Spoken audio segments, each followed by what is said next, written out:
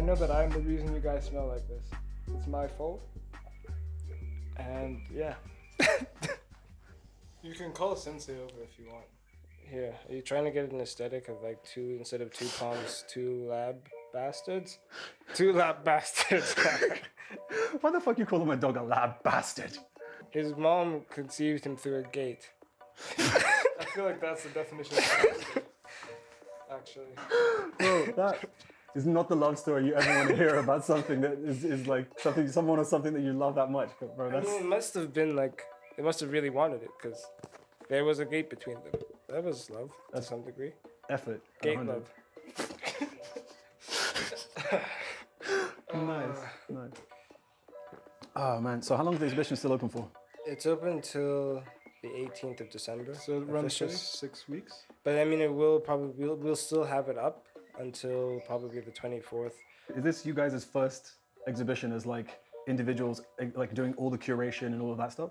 Yeah. Aside from like the night shift where I guess you were curating things for sale, is this the first like purely art-based exhibition? This is definitely what I would call our flagship exhibition as the two of us. And it's been a long time coming because we've been working for other people and helping them execute their vision. And it's nice to be able to do something for yourself.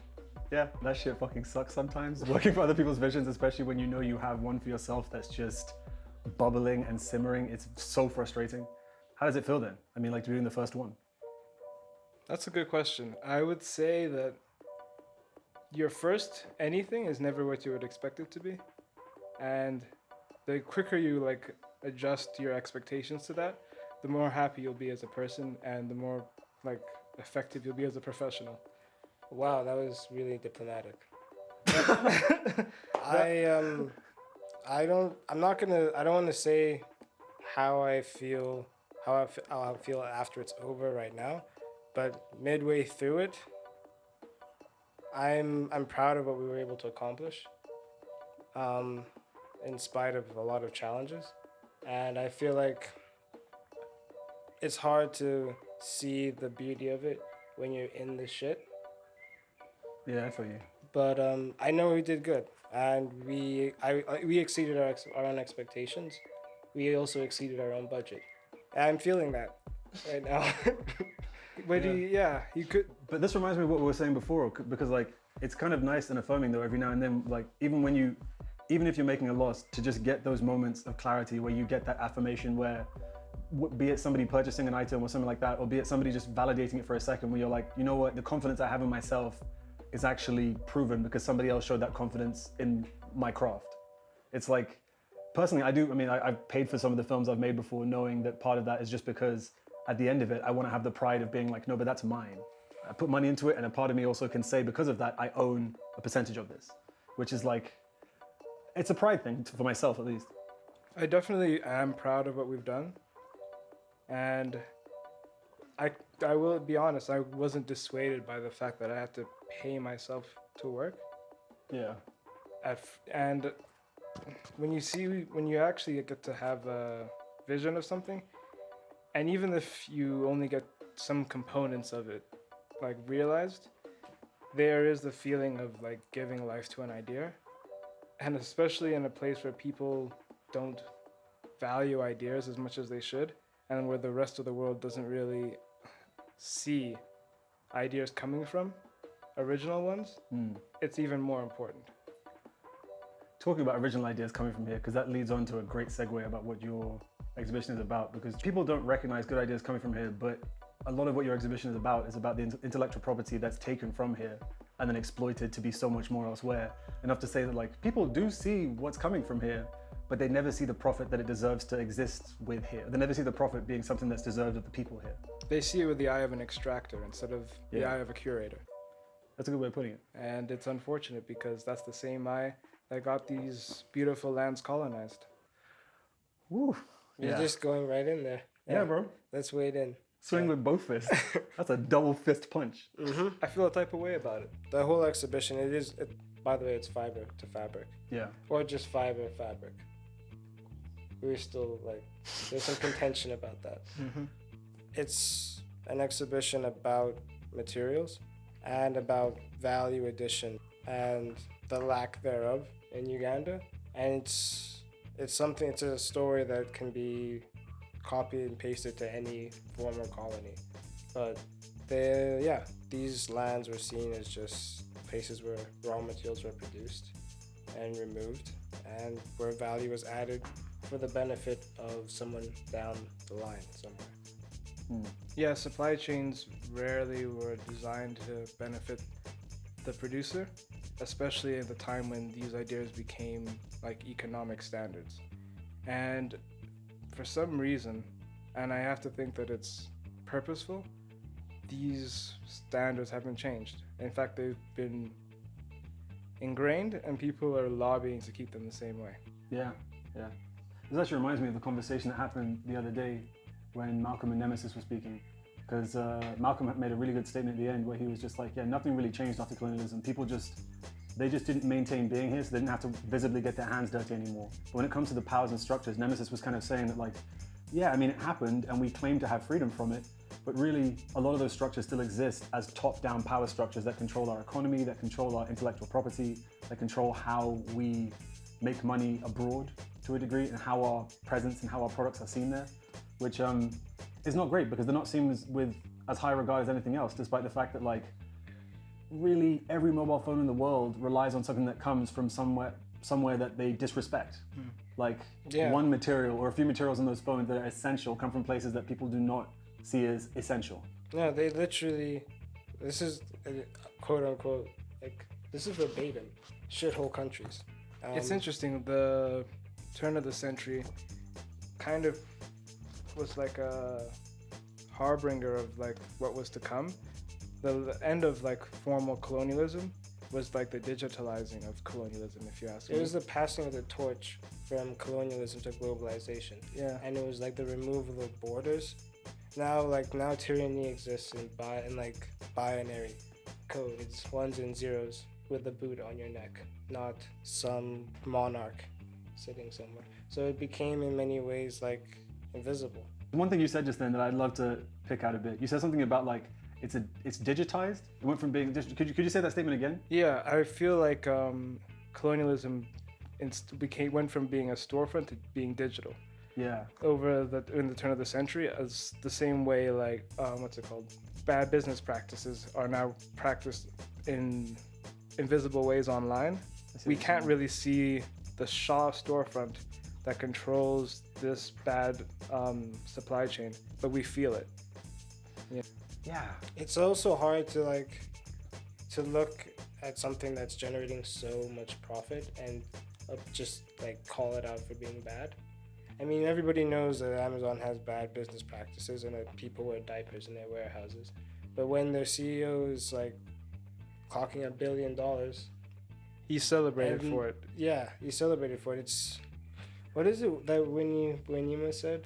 We want that America and the West is basically advertising development on their own model, and their model is not dignified for their own people, and they're trying to export that around the world and tell us that this is what we should want. And what we don't want is billionaires controlling more money than people can actually conceive of, and the majority of individuals barely being able to make ends meet. Yeah, I completely agree, man. Capitalism is a really interesting adaptation of a social experiment, I feel, because it's something that we all bought into believing was the way that things were meant to be, or maybe not bought into believing, but we were all brought up in a system where it was what's been around us for the longest time, and the colonial form of capitalism over that, which involves much larger businesses taking over enormous swathes of like all the natural assets of the place, and being the representative of each one of those things. It's pretty crazy to think that like we all bought into capitalism from the start only because it was what was presented in front of us. But when you actually look at the models over time, if we were to compare our economy to the economy of the United States, people like over there, it's a known thing now that like, what is it? I think it was like over 70% of the wealth of the entire country is in the control of about 100 people, which if that's meant to be our future, that's a fucking terrible model for our future. Like that's the worst model for us to follow. Exactly. It's it kind of makes you think, who are your allies in the future that you want to create? Yeah. And are they the people who benefit from keeping you in a position where you have less power and less agency? Or are they the people in that same position as you are? Yeah. That's the same thing that guy Peter Howard said at the end of that event you guys ran, when he mentioned the stuff about the fourth industrial revolution. And he was just like, yeah, if you want one word of advice about what you should do in these moments, look to your left and look to your right and just make sure that if anyone is standing beside you, they have the same intention as you. But every time we've had industrial revolutions in history, whoever was beside the person the person from here, if they were from somewhere else, they were taking it for someone else. And there was never the intention to benefit the person in the middle. There was both either a brain drain or a resource drain. Yeah. But then again, that's like a symptom of a larger problem. I mean, the division is like in the core of what it is to be a human being in so many ways, or what it is that we are told it means to be human. Without individualism and nationalism and so many things that people actually enjoy and are not necessarily integrally wrong or wrong at their core, are like the causes of division, right? And it's like, would you trade your identity or your individualism for unity? I don't know. That's an old question.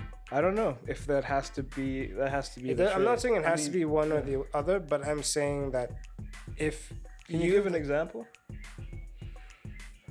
You know what? I do see what you mean. Yeah.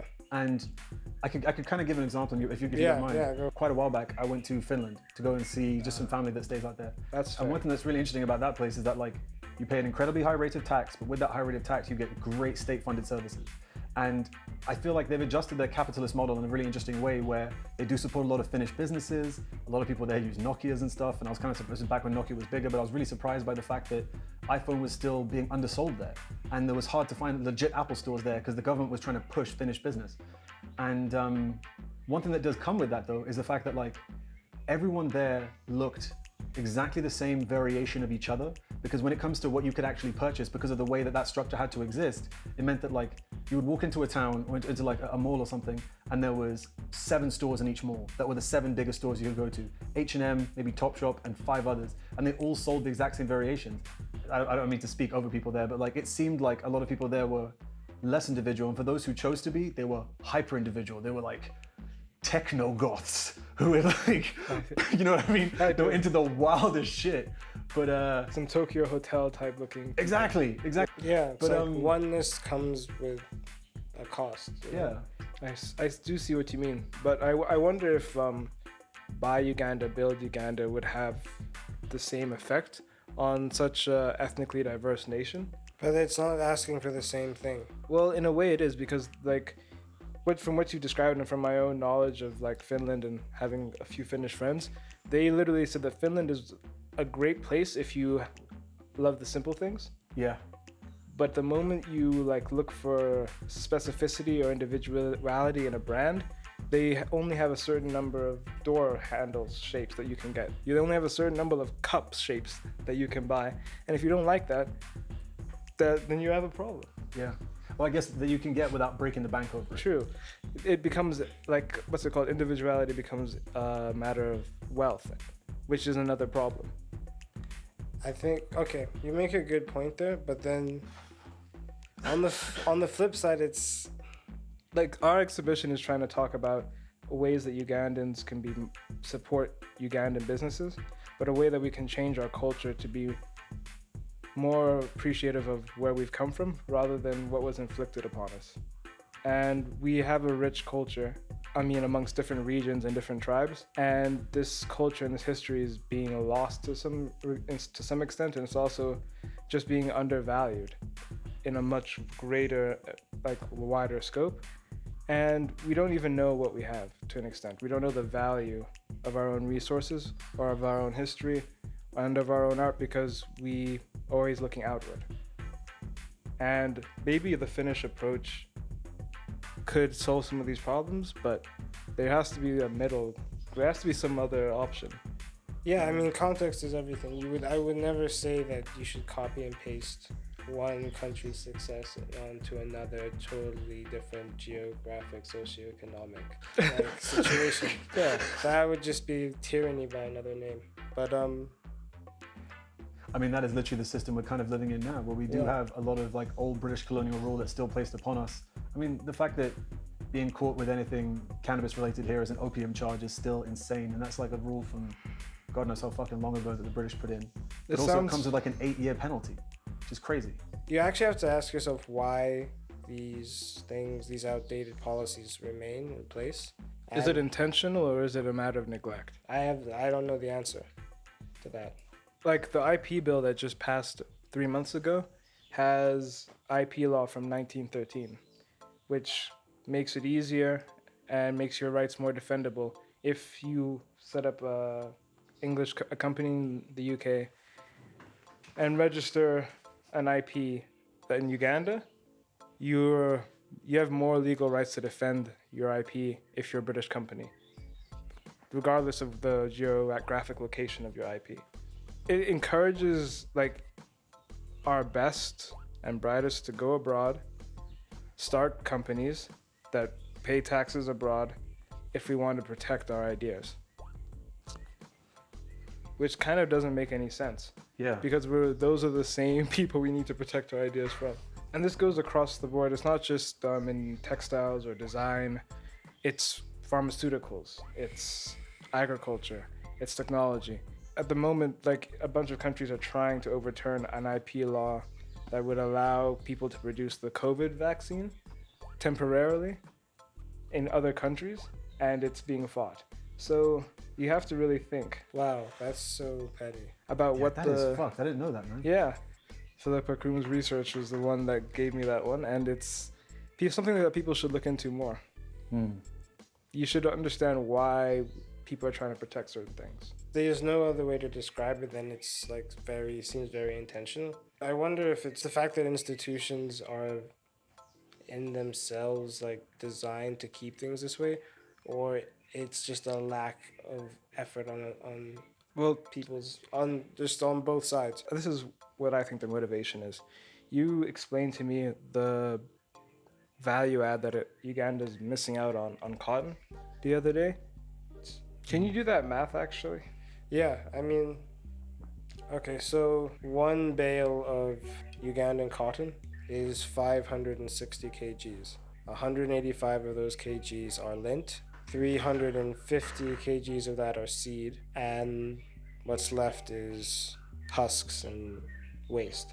So you're gonna do 185 kgs and then see how many t-shirts you could make out of that, That was an example. as an example.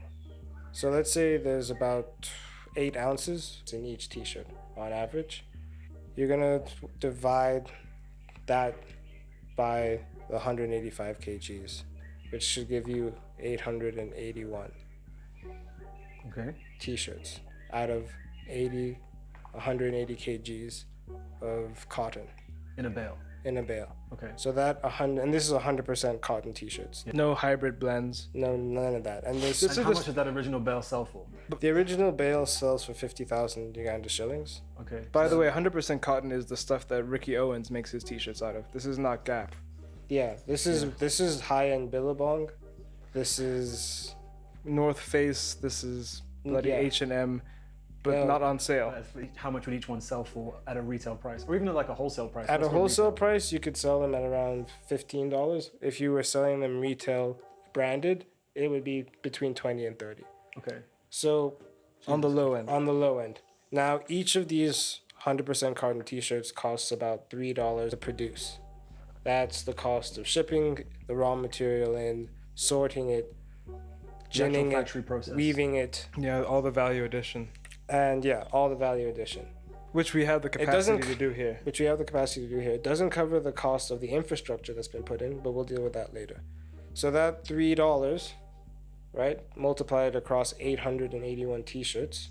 2,643. Yeah, and then you subtract that 2,643 by, Take away the initial costs, I guess. well, let's say 881 multiplied by $20, right? That I see should what give, you're doing. So the cost is the 2,400. Exactly. And 881 multiplied by $20 is 17,600 minus the 2,400 for the cost. Which gives you about 15,000. Gives you 15,000. So Yeah. that means per bale, it's sold for 50,000 shillings here wholesale. Yeah. But by the time it hits the end of the supply chain, it's worth $15,220 in profit. Yes, In profit. in profit. In just profit. In Yeah. just profit. Not just, and that's not talking That's about like- job creation down the supply chain. It's not talking about, I guess, Skilling. That's not talking upskilling. about like reducing unemployment. That would reduce civil unrest. Because that was literally in the 2,400. That was the cost for all of that. So that's Yeah. accounted for everyone that's being paid in that supply chain. That's just to the company that decided to make t-shirts. Yeah, and I mean, we're talking about 881 T-shirts. That's not a lot. That's from one bale. We exported 200,000 bales this year. On average, we export 300,000 bales. If you do the math, and you multiply the profit we would get from a single bale, and you multiply it by the number of bales we export in a bad year, you get something close to $2 billion in profit.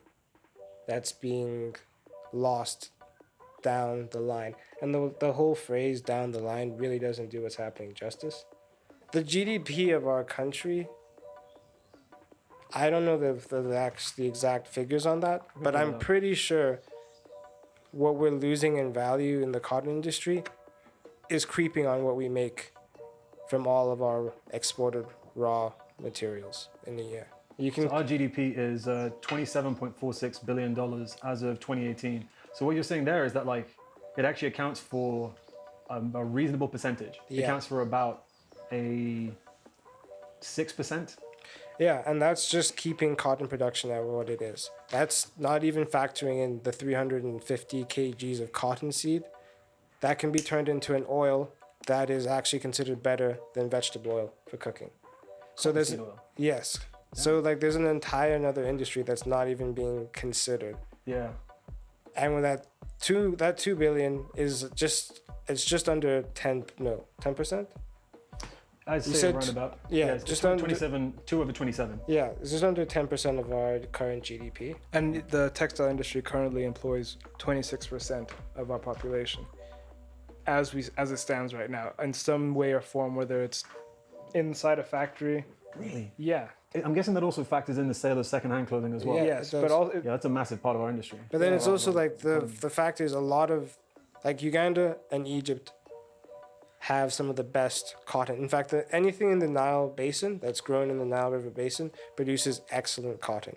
It's the kind of cotton that makes 1,000 thread Egyptian cotton sheets. That's 1,000 what you- count. That's where the phrase comes 1,000 from. count, yeah. Egyptian Literally, cotton. Yeah. Uganda grows the exact same cotton, Yeah. but we don't do the value addition here. I was talking about T-shirts, and when I think about that, it doesn't really do what we're capable of justice, because T-shirts are the most basic of apparel. I mean, we could do so much more.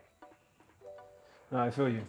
It's like t-shirts are an easily quantifiable thing for us to work with to talk about these numbers. But when it comes to the actual economies of scale we're working with, we're talking about a raw material that has the capabilities to be, well, not has the capabilities, it's proven to be an integral part of any society when it comes to clothing people and just having as an asset. Cotton, cement, these are staples that we require as a society to exist well. They transform Sugar, They transform These are- countries. These are building blocks of civilization. This is Yeah. what is it? And people have been just like stealing our building blocks, man. Exactly. And then Literally, saying, would yeah. you like some development aid? And then eventually we get those building blocks back after people have sold the t-shirt, it's been worn all the way through, put in a dustbin, and then eventually brought back to here as a charitable donation, and then sold for 3,000 shillings on the streets. That's eventually when that building block makes its way all the way back. That's That would be one globalization. thing if those clothes are only going to the people who are most in need, like they're supposed to be. But that's not the case. Yeah. They're being upsold, and they're like suffocating the local textile industry in the country. It's like burning at something at both ends, Yeah. and then saying like that you want this country to develop. You're taking the raw materials and then you're shipping them back and just suffocating and drowning the local industry. I mean, Then for what you just said though, it makes it even harder because, as you said, those clothes, if they were coming in, it would be better if they were going to the people that need them the most and not Yeah. having to pay for them, exactly. so that they are actually used as a charitable donation. But I feel like as a system, we're so far down the line that our economy has been affected by the robbery for this long that really there is a whole part of our population that does require those clothes to come in to have affordable clothing available to them as well. Yeah, and it's creating jobs and an economy, but the thing is, it's still the people that are selling these secondhand clothes. Instead of selling secondhand clothes, they could be captains of industry producing their own clothes or collections. They could run cotton farms and do the whole vertical integration. They could be taking a chunk of that $2 billion that's floating downstream. And that's what I find like hypocritical and upsetting about the whole scenario. Yeah. Yes, it creates jobs. Yes, those jobs are needed. Am I saying that every guy in the Reno market could be like this next CEO? No, I'm not saying that. I'm saying that give the population a chance and let's see what happens. Yeah. When you say giving them a chance, I guess from what you were saying before about the intellectual property laws, the start of giving people a chance would be just changing our own laws to allow us to have that chance in the first place. It's favorable tariffs. Yeah. Favorable taxes would be like... Even just economic incentives to just say like certain industry can be tax-free for a while so that people feel incentivized to start investing in them. Mm-hmm. Yeah. Also, people should be encouraged in Uganda to ask themselves who they are, not as a Ugandan, not as someone from their tribe, not as someone who grew up in Kampala or whatever region they grew up into, but as who they want to be. And that should be what like influences our decision making instead of like who we're supposed to be in the supply chain. Yeah, that's very true. Tradition is important, but it can also be peer pressure from those who came before us and don't understand the context we are in now. I mean, tradition, I agree that it's important only to a degree though. I'm a firm believer in saying that like, if we all stuck to our traditions, then development would never happen. We would never move forward. We would never propel ourselves in any direction. Sure, but then people would argue that like, development only happened when our traditions were abandoned, and development can be colonialism, but a different name. And that's an argument I get thrown at a lot because I'm Ugandan, but I speak like an American. And I was educated in Kenya, and I went to university in China. And I really am the product of what happened. Right, I mean... And it's not like I'm saying that I somehow am upset about what I am, because I'm not. I'm quite proud of it. But I can still see that not everybody got the benefits of the situation that I did. Yeah, man, it's I mean, real talk, looking at myself, yeah, I'm as fucking confusing as it comes when it comes to that like ridiculous fucking hodgepodge of like races and circumstances and privilege, to be honest with you, and just a lot of privilege that comes with that shit too. Yeah. And it is kind of our job to know that as we get to the ages where we're able to use our privilege to better ourselves, we have to now be the ones who are aware to then create the trickle-down economies we dream of, where we actually do benefit the people that we intend to from the start, but really the people that deserve to benefit from what we've been privileged with. And that privilege has come in the form of internationally being educated in different like circumstances, just being allowed to not have to worry about food and given the chance to like think about other things in your life. Like I do photography not mainly for the fact, but like I'm able to do photography because I don't have to think about where my next meal's coming from. I was able to start my career in that because I wasn't worrying about how I'm going to eat. You're given space to think. Given space to think creatively, and privilege awards us so much of that. But it's really our job now as the middle class here to really know that like we have to choose to pass our privilege on. It's not something that will ever naturally happen, because by virtue of what capitalism looks like as a system, it's designed for us to want to be selfish. On top of that, we shouldn't think of our privilege as the passing on of our privilege as anything other than a duty and a right. Yeah. Yeah. That's an interesting way of putting it. I feel like I've been seeing some interesting narratives come up recently on Twitter in regards to people addressing the riots that have been going on in town, all of that stuff. And it's interesting how like there's like a demographic of the middle class that exists here that has been cut into two halves. People who are hyper vocal about how we have to be having these conversations, and people who just shut off. And they were like, we don't stand to benefit or lose by being a part of this conversation. We can just be quiet for a while and let it simmer and burn out, and power will resume whenever it does. Umeme style. Yeah, but then there's also like I totally hear what you're saying, but then there's also like a group of people who like who have the same approach. They're not trying to make a lot of noise, but they believe that change doesn't happen on the front pages of newspapers and in political rallies. It happens in back rooms where the people with actual power talk and make deals. And it's the same thing that happens everywhere else in the world. Politics, as much as it does represent people's opinions, it doesn't really represent power and the way it moves. It's like the wealthy and the powerful will always be wealthy and powerful. And whether you vote left or right really doesn't have a lot to do with it. Yeah. Oh man, that is like, it's so true, but it's such a nihilist way of looking at it. But it's so depressing to think of because like we're just so stuck in the system. There's some hope. That's why I feel like in order to actually make change and make a difference, you need to be able to have some sort of leverage. And the people who have leverage are the same people who've had leverage for the last 1,000 years of society. People with wealth. People who employ hundreds of thousands of people. We've exchanged kings and queens for CEOs and Fortune 500 companies. But if you have enough of those behind you, you will be able to change the world.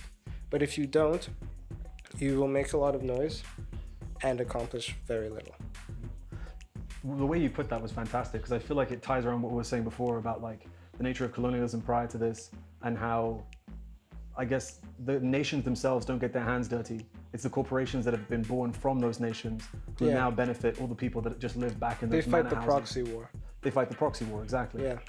And it's like Huawei and Google, Baidu and Facebook. CT. You want to see the Cold War in action? Just look at the stock market. Yeah. Damn. I feel like what's important is especially for Ugandans, East Africans, people living on the continent, we have to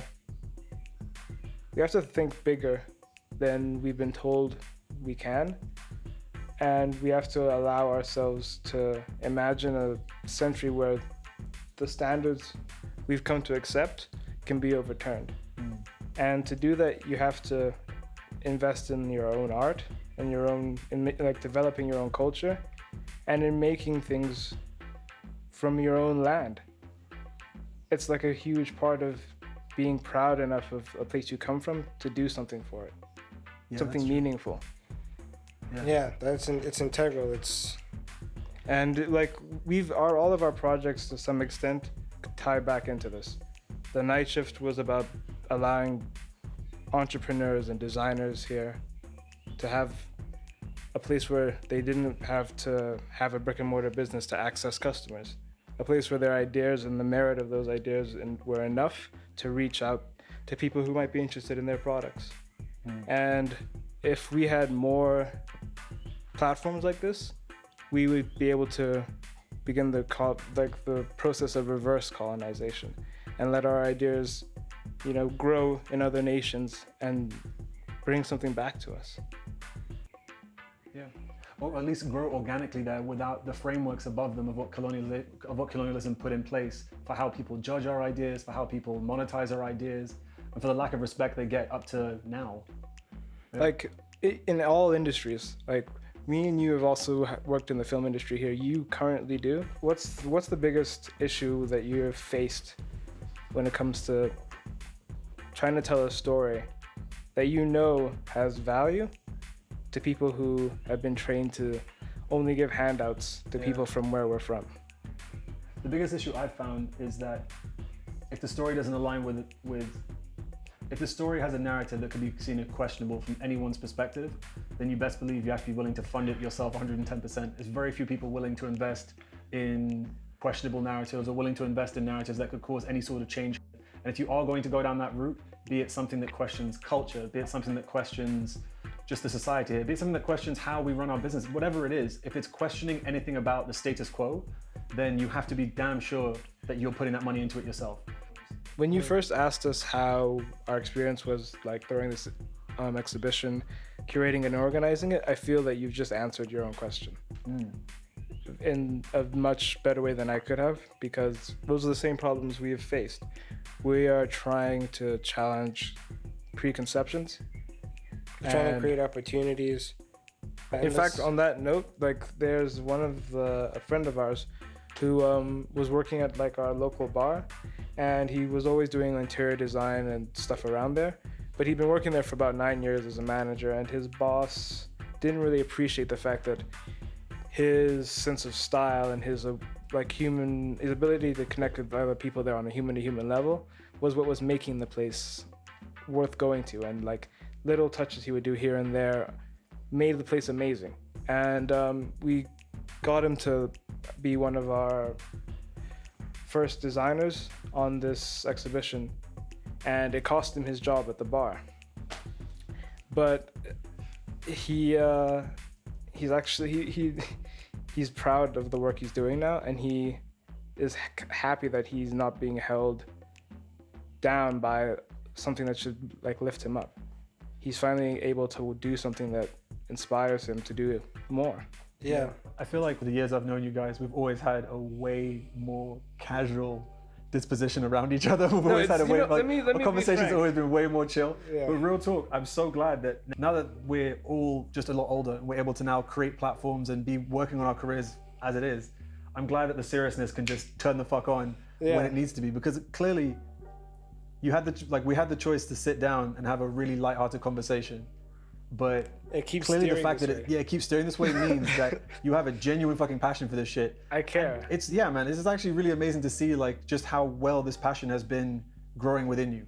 Because, I feel like being in Uganda especially, and actually being around you and Gloria and Martin and actually other people that I don't like as well, has really made me sharpen my like ideals. You're fueled by haters, basically. You're fueled by the motherfuckers. I am fueled by a lot of things, and like I'd say a good 30% is haterade that I drink daily, and it keeps me strong. Keeps me focused. Keeps you fucking focused, bro. Yeah. Because I do want to be able to say that, not that you were wrong, but and just like. And just observe. And just observe, you motherfucker. I feel you there, man. Yeah, really sometimes that is genuinely the best revenge. Yeah. And it's not even live well. It's not just even about live that. well. Like it's just and do things that you're proud of. Yeah. And we're doing that now.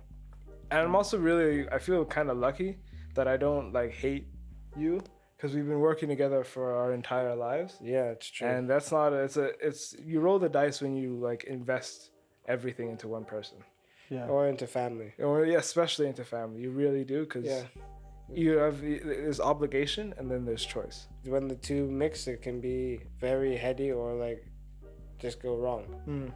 You either win or you completely annihilate any of like fuck chances yourself. of success. Just completely like salt the earth. I'm talking like fucking tropic Pompeii thunder shit. Like, nothing. So that's good. That's fucking funny, man. It's good that we're still friends. And like you're still like one of my favorite people. Yeah. Really. You know what? I don't know. I can't imagine what it's like for some people who can't find people in their lives that they can look to, and like just look deep into their eyes and see like the pain, and be like, yeah, we've been through it. And you don't have to say anything. You don't have to try and like rub bellies or anything like that, or tell someone that they're great necessarily. You just, you can just be, and that's enough. Yeah, you can look at them and just be like, we hurt. Mm-hmm. At least it's together. Yeah, like you can see that jade in the eye. That's fucking broken piece of stone. It's like 1,000. Oh my god.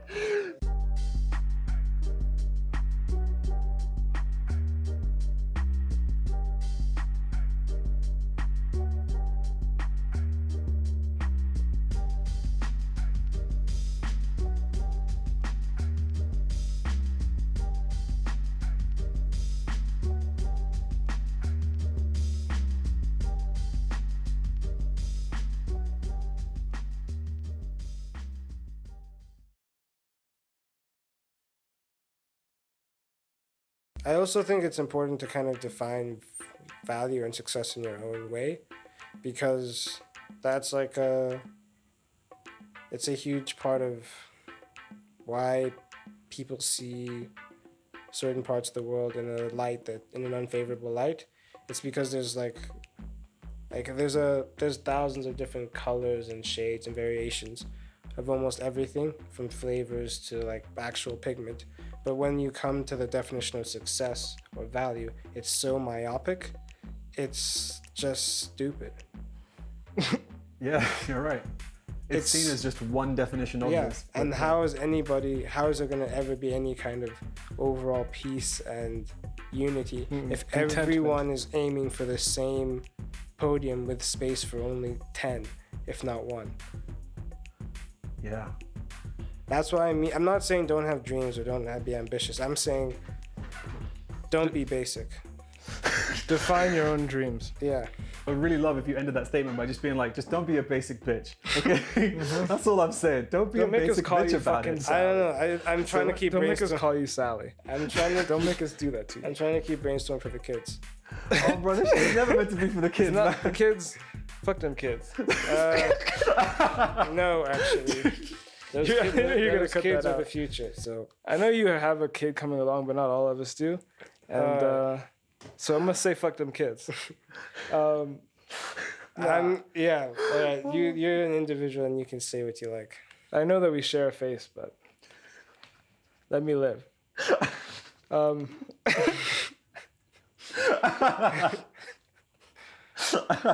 Yeah, that's fair.